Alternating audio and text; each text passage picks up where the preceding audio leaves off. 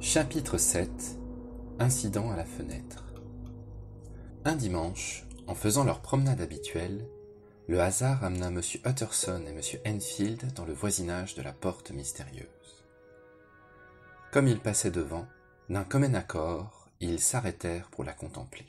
« Enfin, dit M. Enfield, cette histoire est finie. Nous n'entendrons plus jamais parler de M. Hyde. »« J'espère que non, » répondit Utterson. « Vous ai-je jamais dit que je l'avais vu une fois, que j'avais ressenti la même répulsion que vous à sa vue ?»« Il était impossible de regarder l'homme sans éprouver ce sentiment, fit Enfield. À propos, vous avez dû me prendre pour un fameux imbécile de ne pas savoir que cette porte donne sur le derrière de la maison du Dr Jekyll.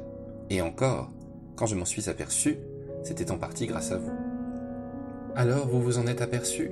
dit M. Utterson. « S'il en est ainsi, nous pouvons entrer dans la cour et jeter un coup d'œil aux fenêtres. Pour parler franchement, je ne suis pas tranquille sur le compte du pauvre Jekyll, et il me semble que même du dehors, la présence d'un ami devrait lui faire du bien. » La cour était froide, un peu humide, et quoiqu'il y fît déjà sombre, le ciel au-dessus de leur tête était brillamment éclairé par le soleil couchant. La fenêtre du milieu était entr'ouverte, et assis dans l'embrasure, prenant le frais, Utterson aperçut le Dr Jekyll.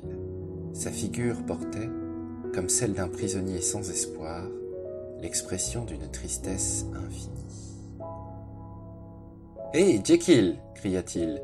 « J'espère que vous allez mieux. »« Je suis très mal, Utterson, » répliqua lugubrement le docteur. « Très mal. Cela ne sera pas long, Dieu merci. »« Vous vous enfermez trop, » dit l'avocat. « Vous devriez sortir et fouetter la circulation du sang, comme nous le faisons, monsieur Enfield et moi.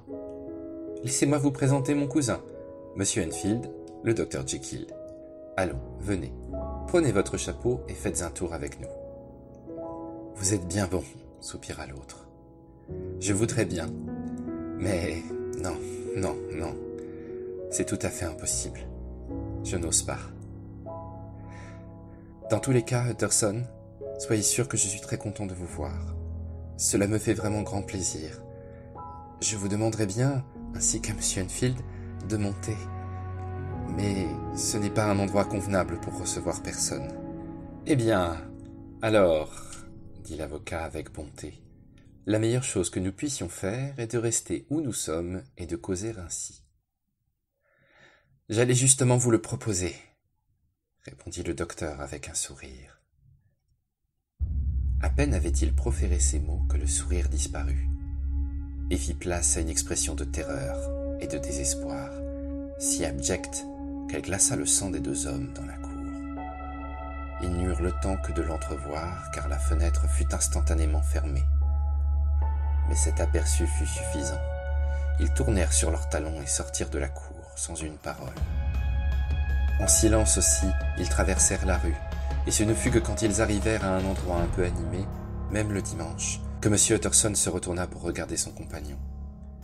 Ils étaient pâles, tous les deux, et leurs yeux à tous deux avaient une expression d'horreur. « Que Dieu ait pitié de nous! Que Dieu ait pitié de nous !» exclama M. Utterson. M. Enfield secoua gravement la tête et continua de marcher en silence.